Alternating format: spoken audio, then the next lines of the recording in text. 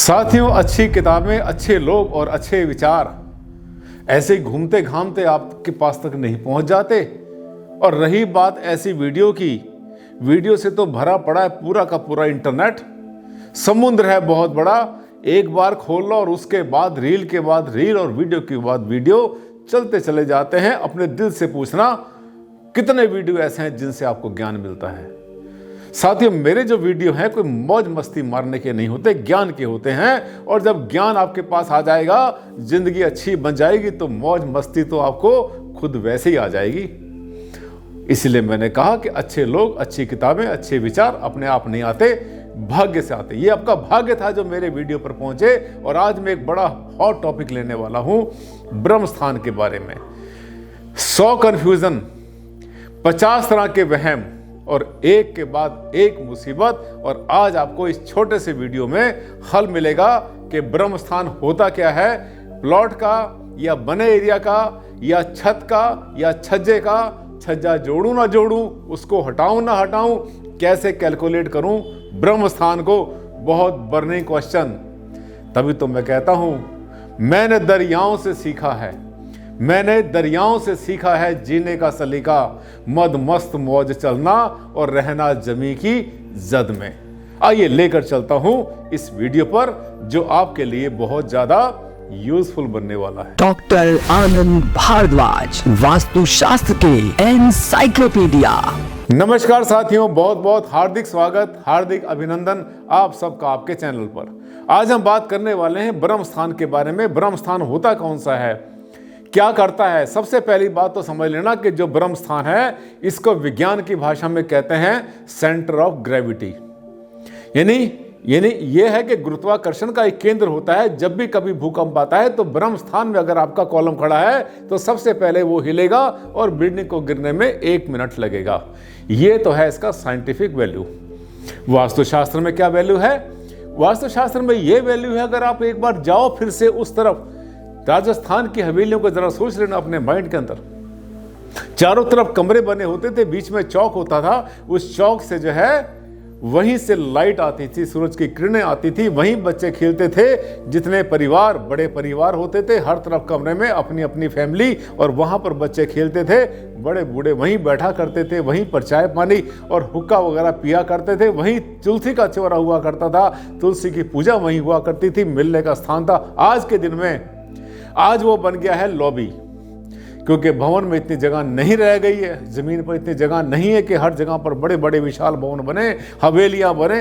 अब तो जो है छोटे मकान बनते, तो आपका जो घर के अंदर जो आपके बना हुआ है इस टाइम पर, वो सेंटर का पार्ट जिसको आप लॉबी कह देते हैं, वही तो ब्रह्म स्थान है। वहीं पर मिलते हैं, वहां से ऊर्जाएं चलती हैं चारों दिशाओं में। ठीक, सुबह उठते हैं, सबसे पहले आते हैं ब्रह्म स्थान के पास। अब देखिए होता कौन सा है ब्रह्म स्थान, ये मैं आपको अभी बताता हूं। ये देखिए ब्रह्म स्थान बहुमंजिले भवन में एक इंटरेस्टिंग केस जो आपको डिस्कस करने वाला हूं। ऐसे मकान बनते हैं आजकल आपके शहर में, आपके आसपास नजर दौड़ाना, ऐसे ही मकान होने की संभावना पूरी है। ये देखिए पूरा प्लॉट किसने ले लिया, 300 गज का। देखिए ध्यान से देना, अगर आप वास्तु कंसल्टेंट हैं, आपके लिए बहुत अनमोल बनेगा ये वीडियो। आपसे लोग पूछते हैं सर ब्रह्म स्थान कौन सा, इसका उसका, प्लॉट का, नीचे का, ऊपर का। आपके पास कोई जवाब होता नहीं, गोल गोल घुमा के चल पड़ते हैं। गोल गोल नहीं घुमाना, आपने सही बताना है। देखिए एक प्लॉट देखना है नीचे 350 गज का बना हुआ, 300 गज का। उसके ऊपर जो है जो बना रखा है वो थोड़ा सा इसका एरिया अलग है, यानी इसमें कुछ छज्जा बाहर निकाला है, कुछ बढ़ गया। उसके बाद ऊपर और कम बन गया, उसके बाद और कम बना। जितनी बिल्डिंगें देख रहे हैं, ऐसे डब्बे नहीं हुआ करते कि हाँ जैसे नीचे बना वैसे ऊपर बना दो। नहीं, नीचे अगर मान लिया 300 गज बना रखा तो संभावना है कि उसके ऊपर 250 गज होगा, उसके ऊपर और कम होगा, उसके ऊपर और कम होगा। जैसे जैसे ऊपर जाते हैं बाय लॉज के हिसाब से, सबसे ऊपर जाते जाते 1 या 2 कमरे बच जाते हैं। हाँ, मल्टी स्टोरी बनते हैं, फ्लोर बिल्कुल एक जैसे भी बनते हैं, लेकिन उसमें भी सबसे ऊपर ममती बन जाती है सीढ़ी की, और वहीं बन जाता सबसे ऊपर एक स्टोर, या वहां पर पानी की टंकियां रखी जाती हैं। ये देखिए इसमें जो है एक फ्लोर हमारा, मान लिया हमारा जो प्लॉट था जो भी था, उसके बाद में जो हमारा ग्राउंड फ्लोर बना, आमतौर पे आज की भाषा में जिसको ग्राउंड फ्लोर बोलते हैं, ये आमतौर पे अपर फ्लोर होता है। ये नीचे स्ट्रीट पार्किंग बन जाती है, उसके बाद ऊपर बनता है 80%। इसके बाद और ऊपर जाएंगे, थोड़ा सा और ऊपर गए, एक बना आपका पहले पूरा 100% नीचे का बनाया, फ्लोर लिया आपने, उसके ऊपर और बनाया, उसके ऊपर और बनाया, ऊपर जाकर के हो गया 60%। धीरे धीरे जैसे जैसे ऊपर जा रहे हैं वैसे वैसे उसका साइज घटता चला जा रहा है। ये देखिए, अब ये देख रहे हैं आप ज़मीन, ये देख रहे हैं प्लॉट के ऊपर एक बना हुआ है। बनने के बाद में ये पूरी की पूरी बालकनी बाहर निकली हुई है। बालकनी के बाद यहाँ कुछ बना होगा और ये पूरा का पूरा मकान देखिए, इसके बाद में ये ऊपर चला गया। सोचते रहिए बार बार कि सर इसका ब्रह्मस्थान क्या होगा। आपके अपने माइंड में सवाल आएंगे, मैं अभी समझाऊंगा आपको। देख रहे हैं पूरी बिल्डिंग ऊपर तक चली गई। इसमें ब्रह्मस्थान किसका? ये देखिए, ये जो है ये भी ऐसे बना हुआ है भवन। इस भवन में क्या है, कुछ हिस्सा नीचे बना हुआ है, कुछ उसके ऊपर बना, कुछ यहाँ बना, कुछ यहाँ बना, और ये एल शेप में बन गया। कहाँ गया ब्रह्मस्थान? गायब नहीं, ब्रह्मस्थान उसमें भी है, नीचे भी है, ऊपर भी है, यहाँ भी है, यहाँ भी। और मैंने आपसे बहुत बार कहा था ब्रह्मस्थान एक नहीं हुआ करते। वास्तुशास्त्र के दृष्टिकोण से वास्तु के जो जितने ब्रह्मस्थान होते हैं ये डिफरेंट हो जाते हैं, लेकिन सेंटर ऑफ ग्रेविटी हमेशा सिंगल रहता है। आगे चलेंगे, ये देखिए, इसमें भी आपको वही दिखाई दे रहा है कि एक फ्लोर बना, फ्लोर के बाद जो है बालकनी बनी हुई है। ये बालकनी हम अपने ब्रह्मस्थान में काउंट करें या ना करें, ये भी तो एक बहुत बड़ा सवाल होता है, जिसे हम कहते हैं यक्ष प्रश्न आपके सामने आ जाता है। ये देखिए, इसमें बालकनी खुली हुई है बाहर की तरफ, और यहाँ पर ये बैठने का स्थान है, यानी मकान इससे भी पीछे है। और यहाँ पर देखा ना, यहाँ पर इन्होंने पिरामिडल एक यहाँ पर स्ट्रक्चर बना रखी है, बैठने का स्थान बाहर। ब्रह्मस्थान कैसे डिसाइड करेंगे? समस्याएं नहीं, एक भी समस्या आपके लिए नहीं है। अब यहाँ पर आकर आपकी समस्या को सुलझाऊंगा। ये देखिए, इसमें आप देख रहे हैं कि नीचे जो है ना, ये एक हमारा फ्लोर है, यानी प्लॉट का साइज ये है हमारा। ये जो ग्रीन कलर देख रहे हैं ये प्लॉट है। अब सबसे पहला ब्रह्मस्थान कहाँ आएगा? सबसे पहला ब्रह्मस्थान आएगा ये जो प्लॉट है, इस प्लॉट के सेंटर में जहां भी आता है ये इसका ब्रह्मस्थान। ठीक, ये पूरे प्लॉट के बाद जो हमने ऊपर का फ्लोर बनाया, एक ब्रह्मस्थान इसका बनेगा। ध्यान से देखना, इसके बाद में ऊपर एक और है, ये यहाँ पर एक परिवार रहता है, यहाँ दूसरा परिवार रहता है, इसका ब्रह्मस्थान इसके सेंटर में आएगा, जो भी इसका सेंटर बनता है। सबसे ऊपर का ब्रह्मस्थान उसके सेंटर में आएगा। हर किसी का ब्रह्मस्थान ये ब्रह्मस्थान की परिभाषा में आता है, ये सेंटर ऑफ ग्रेविटी में नहीं आता, क्योंकि इस भवन की जो सेंटर ऑफ ग्रेविटी है वो सेंटर से हट जाएगी, और उसके बाद में इसकी जो कैलकुलेशन करते हैं वो यहाँ कहीं पर आके पड़ेगी। ठीक है, लेकिन उसके चक्कर में नहीं पड़ना, आपने इस ब्रह्मस्थान का ध्यान करना है। अब क्या करना है, यानी इसका अर्थ यह है कि ये जो भवन बनेगा, इसमें जो प्लॉट है, प्लॉट का ब्रह्मस्थान कहाँ जा रहा है? फिर से सुनो, फिर से समझो, प्लॉट का ब्रह्मस्थान कहाँ जा रहा है? वो है ब्रह्मस्थान, उसका प्रभाव है, पर उसको आपने बहुत ज़्यादा वैल्यू नहीं देनी आपने, क्योंकि उसके ऊपर सेंटर ऑफ ग्रेविटी काम नहीं करेगी। वो तो भूमि है, सेंटर ऑफ ग्रेविटी यहाँ पे काम करेगी। ये जो फ्लोर जिसके पास बना हुआ है, इसके सेंटर में, इसका मतलब यह है कि यहाँ पर आपको जो है अपनी लॉबी का निर्माण करना चाहिए। इतना एरिया आपका जो है ये खुला रहना चाहिए, ये एरिया आपका खुलना चाहिए, ये पूरा का पूरा। यहाँ पे जो है कोई कंस्ट्रक्शन ना ही करें तो ज़्यादा अच्छा है। इसके बाद जो ऊपर का जगह आएगी ये भी इतनी होती है। अब आप पूछेंगे सर ये वास्तुशास्त्र के हिसाब से कितना % एरिया होता है लंबाई चौड़ाई का? आइडियली तो 1/3 हिस्सा होता है, यानी 33%, 33% लंबाई का भी चौड़ाई का भी। ये तो इसका एक बहुत अच्छा ब्रह्मस्थान होता है, पर इतना संभव नहीं होता। कम से कम आप ये मान के चलें, अगर बहुत ज़्यादा नहीं तो 10-12% तो रोक ही लेना। ऐसी जगह हो जहाँ पर कि कोई कॉलम नहीं आना चाहिए।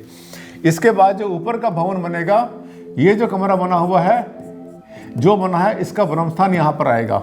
सेंटर ऑफ ग्रेविटी निकालने के लिए इस सब को जो है कैलकुलेशन की जाती है। वो करने के बाद में फिर कहीं और आएगा ब्रह्मस्थान, उसका इतना ध्यान नहीं करना। अब आप पूछते हैं सर छज्जा, इसका जो छज्जा है यहाँ तक अगर बाहर निकला हुआ है, ये देखिए, ये छज्जा अगर हमने यहाँ तक बाहर निकाल दिया तो निश्चित रूप से पीछे भी छज्जा बाहर निकलेगा।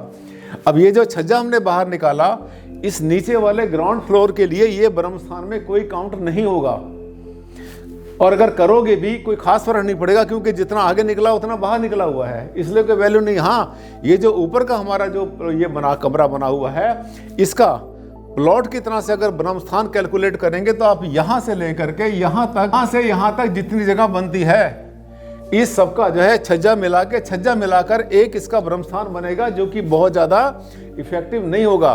तो जो अगर हम देखें साइंस के लैंग्वेज में तो जो इफेक्टिव होने वाला है वो इसका ही जो साइज होगा हमारा, ये जो बिल्टअप एरिया होगा वही इफेक्टिव होगा। इसका मतलब क्या हुआ, पहले पूरे प्लॉट का ब्रह्मस्थान, उसके बाद में बिल्टअप एरिया का ब्रह्मस्थान। छज्जा लेना या नहीं लेना नीचे वाले इससे फ्लोर से कोई अंतर नहीं पड़ता, इस फ्लोर को कोई अंतर नहीं पड़ता, छज्जा लेते हैं या नहीं लेते हैं आप, लेकिन इसका जो ऊपर बना हुआ है उसका ये प्लॉट बन जाएगा। यानी ये जो भवन, ये जो हमने बना रखा है, यहाँ पे छोटा सा सेट बना रखा है, मे भी यहाँ पे 2 बेडरूम सेट हो, 3 बेडरूम सेट हो, लेकिन इसके लिए जो प्लॉट बनेगा यहाँ तक बनेगा, ये पूरा प्लॉट है। तो इसके प्लॉट के सेंटर को भी बचाने की कोशिश करना बहुत ज़रूरी नहीं है, लेकिन इसके ब्रह्मस्थान को बचाना निहायत ज़रूरी है, नितांत ज़रूरी है। इसका मतलब मैक्रो टू माइक्रो चलता है ब्रह्मस्थान, क्योंकि ये वो जगह है जहाँ पर इस मकान के लिए ये जो बना रखा है फ्लोर, ये सेकंड है या फर्स्ट है या थर्ड है, इसकी जो एनर्जी का जो सर्कुलेशन है वो यहाँ से चलेगा, वो ब्रह्मस्थान जो आपके ऊपर असर डालेगा। कैसा लगा? अच्छा लगा ना वीडियो? यही तो है, यही खास बात है हमारे चैनल की, इसको ध्यान कर लेना। बाकी तो कितने ब्रह्मस्थान बनते हैं, बड़ा सारा खेत ले लेते हैं 10-20 एकड़ का, एक उसका भी तो ब्रह्मस्थान बनता है। कोई ऐसे मतलब इम्पैक्ट करने वाली चीज़ें नहीं हुआ करती। वास्तु से डरना नहीं, समझना उसके लॉजिक को आपने, ये प्रैक्टिकल है और हमारे परिवार की भलाई के लिए सबसे ज़्यादा ज़रूरी है ये ब्रह्मस्थान। साथियों, अच्छा लगा अगर वीडियो तो लाइक बनता है और सोशल मीडिया पर इसको शेयर करना मत भूलना। पहली बार आए थे मेरे चैनल पर तो इसको कर लेना सब्सक्राइब, बहुत काम आएगा। मैंने पहले भी कहा है कि दुनिया के सबसे बड़े चैनल में से एक हमारा चैनल है, सबसे पुराना, जिसमें हम वास्तु बताते हैं और आपको अंधविश्वास से दूर ले जाते हैं। साथियों, आज के लिए बस इतना ही। जल्द मुलाकात करता हूं एक नए टॉपिक के साथ परसों। तब तक के लिए दें आप मुझे इजाज़त। नमस्कार, धन्यवाद, thank you and take care.